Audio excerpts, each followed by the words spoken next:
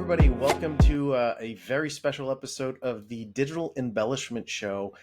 Today, I have Sean Roberts. You guys are going to get to discover this guy. He's a really exceptional person, and he's the new National Director for Digital Embellishment at Konica Minolta. Sean, welcome to the show. How are you doing, man? Kevin, I'm doing great this morning. Thanks. I'm never been more excited to get up in the morning and come to the show. I'm kind of honored. I've watched quite a few of your episodes in the past, and so thanks for having me. Sean, I guess you're relatively new to the position, but in the short time that you've been there and the conversations that you and I have had, what I really like about you is that I think you have dynamic enthusiasm for digital embellishments. And so as the market kind of discovers the new digital embellishment guru at Konica Minolta, I think a lot of people want to know about you and who you are. So Sean, who are you? Tell us a little bit about your background. Yeah, man, sure. I appreciate that. Look, I get really enthusiastic about this kind of stuff. As you mentioned, I've been with Konica actually only a couple months now as the new national director. But prior to that, I was in the 3D space, 3D metal space for a little while, and before that, with EFI as both their worldwide applications director as well as a product manager for their super high speed segment. So.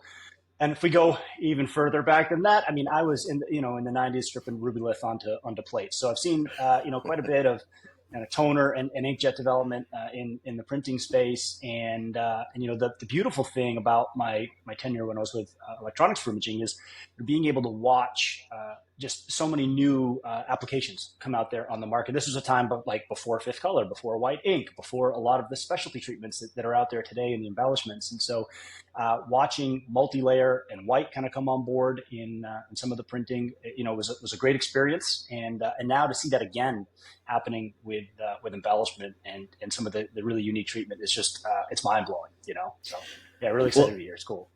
Sean, I think what's kind of cool is that you and I guess Frank Malozzi, who is also now at Konica Minolta, you were at EFI really at the dawn of a lot of these new applications going to market. And I think what's kind of cool is that you already have some experience in how to mainstream new technology, right? I think that's one of the things that I'm really looking forward to seeing, kind of the strategy that you guys use. But you guys have done this before, almost, right? Yeah. And it's great that you point out that under Frank's leadership, there has been in the Konica Minolta's industrial print group, some change in leadership, and many in the industry here know Frank Malozzi, very career-driven, great, amazing individual that's done a lot for our industry as a whole. And other partnerships. And so, yes, we've worked together in the past at EFI for really kind of evangelizing, again, things like white ink, multi-layer support for, dual day night and backlit applications, some really unique things there in the market. A lot of it in the super wide space, but even on cut sheet, given the branches that EFI was into. So it doesn't come just by chance, right? You have to, and this more than anybody, Kevin, because this Taktiful is out there really evangelizing and building community and building market, and you have to do that. You have to look, one or two steps in front of really your print partner, who's actually designing for it, who's buying it, who is aware or not aware of the capabilities that these systems have. So yeah, it's a tidal wave that you need to help kind of, I think, drive and push out there into the marketplace, and then. We'll talk more about this. Really help our community, help our users, help our groups to understand how to tap into it from a technical standpoint, but also from a marketing standpoint, a design aspect, what can be done, and really what the value is behind some of the additional embellishment. My God, this is music to my ears, Sean. I love what you're saying. Yeah. This is that's why we've been talking, right? Yeah.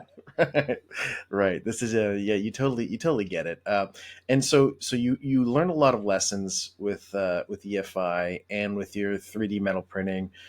You're coming into this new role where you're talking about inkjet embellishment. You're talking about 3D varnish, foil, all that stuff.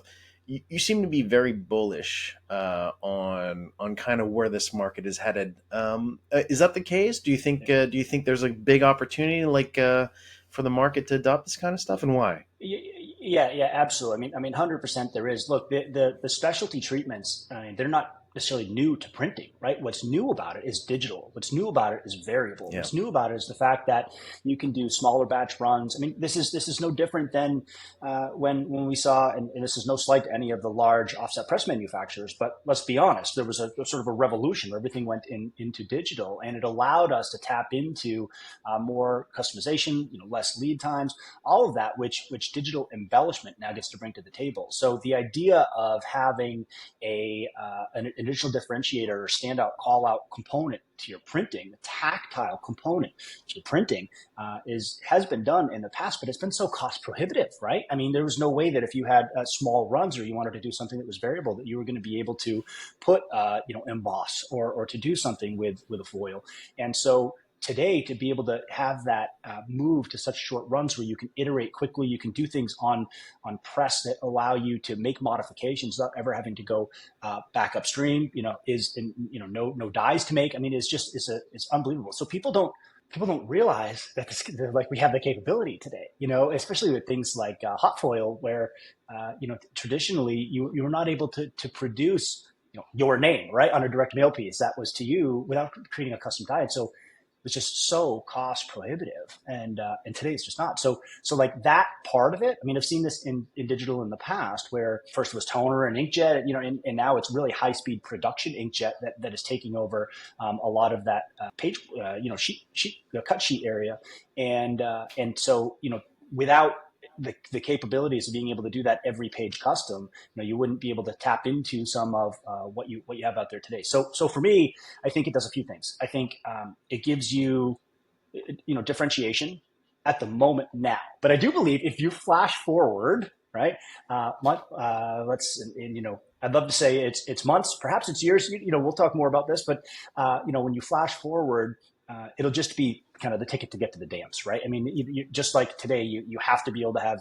digital technology in your print shop. Every print shop I go to, and I've been to more than a handful, every print shop you go to, they have, even if they have offset and they have screen and they have some heavy gear, they have digital, and they have heavy digital gear too, because you have to be able to have that capability. And so embellishment is going to be the same way, right? It's gonna revolutionize. Those that do it today are standing ahead of the crowd, right? They're differentiating because they have capabilities nobody else does. And as we see this tidal wave come forward, I think you'll find that that's something that a lot of people have the capability to produce. That's exactly right, man. You kind of nailed it, and that we hope that's the case, right? And I think if you look at product adoption curves, it's always at first it's the innovators that buy, and they're like 3.5% of the market. Then you have the early adopters, and what we're really seeing now is the move of digital embellishments, specifically inkjet based digital embellishments, moving to early majority. And now suddenly, instead of going after 7 or 10% of the market, you're going after 35 to 45% of the market, because brands, I think, are starting to get educated on this kind of stuff. I think a lot of designers are now, they're getting a taste for it. I think you talk to a lot of your customers, they have, and I don't know if this is appropriate or not. They call it the drug pusher model, where very often they'll give embellishments on a customer for free, or just to give them a shot. And then once they try it, it's like every job, the reorder rates are astronomical. They're like 75 to 80% with embellishments. So we're starting to see this critical mass of momentum moving forward in embellishments. Are you kind of seeing that too, Yeah, or? yeah, absolutely, and not to put a shameless plug in here for another community that you have developed, but there's the JetForce community that I've just started becoming active in, and that allows our Konica Minolta team to connect in with a lot of our MGI users, and so one of the key things I think you just highlighted on was so there's a couple different levels, right, of embellishment, and I think it's becoming much more prominent for our users to do what you're describing. Someone runs 1,000 brochures, and they tip in 100 of them that are embellished, and it could just be a spot UV treatment, and a little tip in that says contact us if you think this is more interesting. And what shows that what the statistics that we have, and I think even what they think just did or maybe it was Jeff Peters, the FSEA, on what they think. It just wrote an article about a direct mail campaign where they had Yep. over 30% increase in response rates just by putting on embellishment. And so those are some nice highlights that I think you can do fairly quickly. You do mention, or it is worth mentioning, that one of the areas I think that we really need to focus on as a whole, right, at a kind of at a macro level, is promoting the design aspect of it. What can be done. In my former life, with EFI, if she's watching this, you know who you are. There was a designer that was amazing at running our inkjet technology for multi-layer, and it's at that time, the Illustrator technology that we had, it required multiple steps, right? I mean, you had to go in, you had to put multiply on, you had to create your shapes and your vignettes, and you had to put that all together. And so you really had to have an understanding of how the press would build that layer, right? So then you can Mm. take it all the way back to design. Now, the technologies today do some pretty nice things. I mean, you can apply, simple spot treatments, patterning, usually right on press.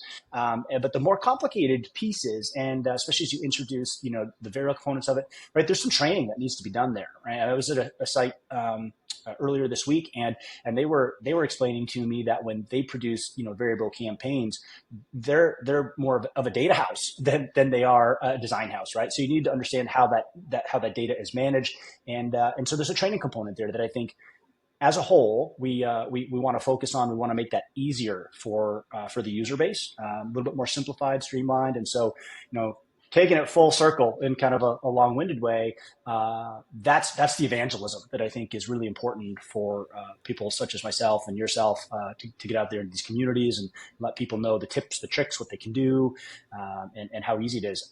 I didn't have the opportunity to participate. I'll be on the next one, but Matt Redbear, who's with your group, in the last designer meetup he had, was talking about some of the functional printing that he had, which I thought was Yeah.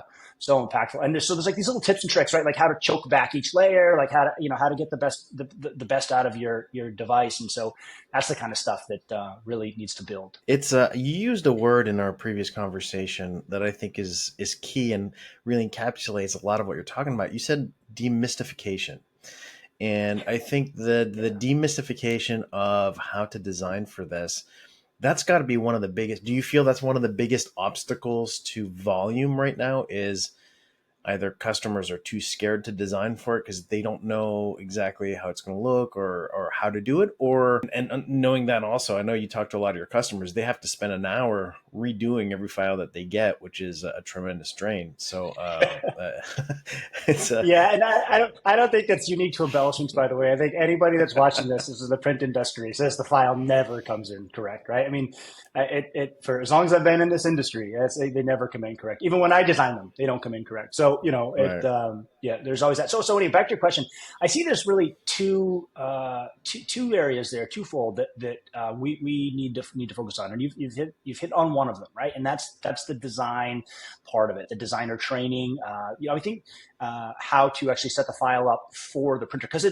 it's a little bit, you can have a very technically astute operator that knows how to run the press very, very well, but maybe they just don't know the upstream design, or it's being done even, I don't want to say even worse because how a lot of work is done, but by agency or somebody as a third party, right?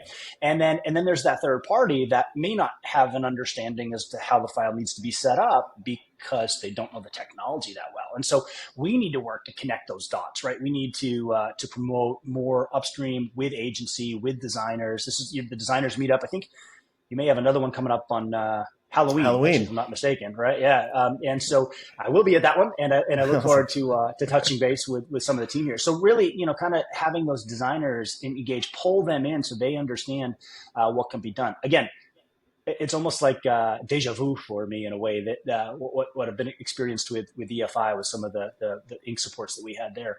But the other, and so we'll get there, right? I think we'll get out there into the graphics arts associations, the PIAs. I'm obviously working more closely with Taktiful and some of the strategic alliances with FSEA and some of the other groups there. So I think we'll help draw in some of the users and show them what can be done. The other area that I think needs to be focused on is how to sell it, right? Like how. So now this is not an environment of if you build it, they will come, right? And I think that's the number one if I hear an objection, right, the number one objection I hear is, well, my people don't ask for it. And of course they don't, because they don't know you can do it, right? And Right. And so you're not pushing it's it. right. And so it's the value of not only do they need to know you can do it, but you actually need to feel confident about what you can charge. I mean, not to keep going back to some of the work that you've done, but in one of your other case studies with one of our customers, I think they were interviewed and said that we didn't realize you could like have this much profit margin, and we're not trying to dig in and be greedy here. But we just didn't realize that that here's the value of That's what it. embellishment brings to the table. And That's so it. so that's the other key part, right? It's like how to design for it is one thing, how to sell for it is another thing. I think the part that we've all gotten really, really good at, and Matt probably wouldn't like it if I said this, but when I say this, but the part that we've gotten really, really good at is like the technology. I mean, it's still industrial equipment, right? So it's not iPhone integration yet, but the ease of use. Majority of the people out there, whether they're computer savvy or they were a press operator, once they evolve into the digital presses and digital embellishment systems, they pick up on them very, very quickly. So that part tends to be a little bit more straightforward. It's the other ends, right, that I think we need Right. to really focus on. It's funny you say that because like I know a lot of so we do a lot of operator meetups where we get this community, and like you talk to the majority of the operators on this kind of stuff, they're typically younger people who are graphic designers, and Yeah, so that just and to find people to operate printing equipment today is really hard, right? It's you asked any printer what's your biggest issue, it's like how do I find people to do this stuff, and how do I interest young people to come. What we found is digital embellishment is really been one of those magnets, one of those bright spots that is able to attract younger people, people who come from maybe a different background, to print shops to be able to run these jobs, these types of work. So it's funny that you mentioned that made me think of it. But on the sales yeah. part, I think there's a mentality shift, right? And people, when you're so used to selling cost plus, and you're so used to selling small Oh, margins, and I you're cringe. and you're afraid of being more expensive than the next guy when you're selling something that's totally different. I think that's obviously one of the biggest challenges that we have in the industry. So if we can educate people on value and show them what they're selling, it's I always use this thing. If you go into like a I don't know, a Rolex store and you see a Rolex for $20, what goes through your mind, Sean? It's got to be a fake one. This is made in China. You add a couple of Right. zeros behind there, and you're like, okay, I'm willing. This is the same exact watch. Okay, now this is something that's valuable. So how perceived value and price are intertwined, I think, is often not examined enough when we're selling print, and I think it should be, because if you're buying something and you're buying something that you feel has value, you approach it with value and you're willing to pay more. Yeah, and I think we're also seeing more and more data out there in the marketplace to support the value Right. behind embellishment and behind differentiation. I mean, Right. I've been print. You're probably the same way. I walk through an airport, I look at the posters, I look at and I go over and I touch it, I feel it. I'm wondering, how is Yeah. that printed? Is that inkjet? Is that offset? Is it out of register? Is it banding? I love that kind of stuff, right? But what's the first thing that people typically do when we talked a little bit about the postcard, the brochures, right? 1,000 CMYK and then 100 with embellished. That's the very first thing somebody's going to do when you give them that embellished piece. They're going to pick it up, right? They're going to Yeah. touch it. They're going to feel it. They're going to, what They're my gonna colleague pet says, it. they pet it. That's it. Yeah, they pet it. They're going to pet it, right? And so, I think that there's more data out there today that shows what the user attraction is there, because we're realizing the benefit of this. So as we have more, statistics come out, more reports that come out, more data that comes out that shows that hey, there actually is uh, proven additional profit margin in this. You're talking about two to depends upon how well it's embellished, but 2 to 20%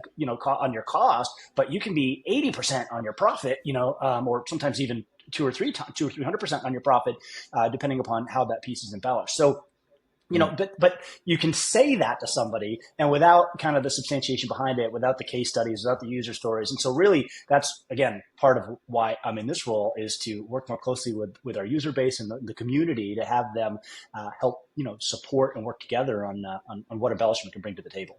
Oh, that's awesome. So we talk a little bit about the challenges in the market, and And I know you and I kind of have eye to eye, but maybe the market wants to know a little bit about it.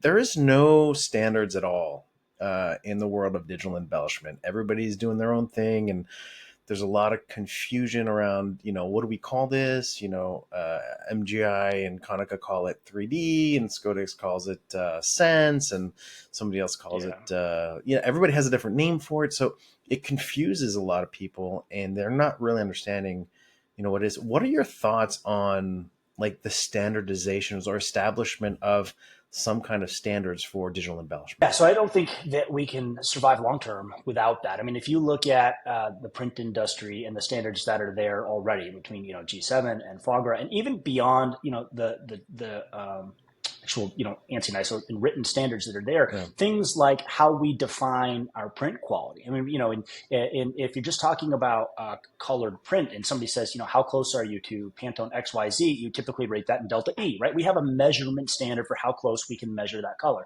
Somebody wants to know how glossy something is. I mean, we have gloss units at a certain angle, right? There are defined ways and measurement methods on how to quantify what that Right. quality looks like, because your eye sees entirely different than my eye. It's entirely different than the buyer's eye, right? And so we all know this. We talk about in the printing industry, the different lighting environments. I mean, all the things that come into what shapes that quality.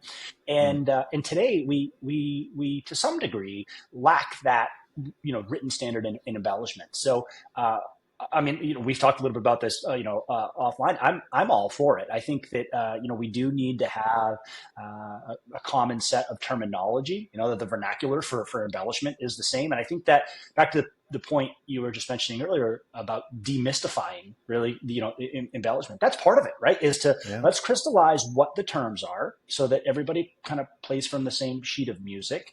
I mean, the fact of the matter is that the uh, the print community today has choices, right? As they should. I mean, we're one of the largest digital embellishment manufacturers out there, but there are certainly others, and so we need to work collectively to help our customers. Just like when somebody says it runs so many sheets an hour, well, the first question is, what size sheets are we talking about? Are these Right. A4s, these zeros, right? Makes a big difference on throughput, and so similarly, we need to adopt. And by the way, I mean we have done that to some degree, right? A lot of Right. our spot UV is measured in the micron thickness, and we've all kind of adopted to a standard shade size, and so some of that's there, right?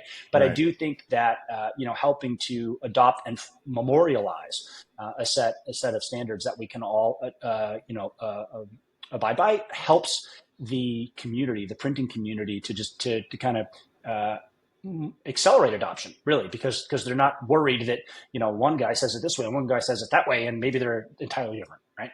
Right. So we just did workshops with Sabine Lenz at her Paper Specs live event in Yeah, Chicago, and Matt was there teaching people how to design from the embellishment side. And the first thing he opened with each one of his sessions was like, "How many of you know how to design for digital embellishments?" And like really throughout all the sessions almost no hands went up, and these are designers who are not designing for web, these are designers designing for print. And this is a message that Sabine also says a lot, saying there needs to be some way to make it easy to understand what it is that we're talking about, because the designers themselves, if we're able to standardize this stuff and get some semblance of a of a rule book, more or less, on what we're calling it and what it looks like and how do we quantify the quality and what's the data use. I mean, they're going to be specking this stuff out on a regular basis, because we talked about kind of the addiction model. Like when a brand tries it, they get it. Same thing with the yeah, designers. If they learn how to design for this stuff and we're seeing it, and they understand what to ask for, then the next job that comes in, they're designing with it in mind from the start.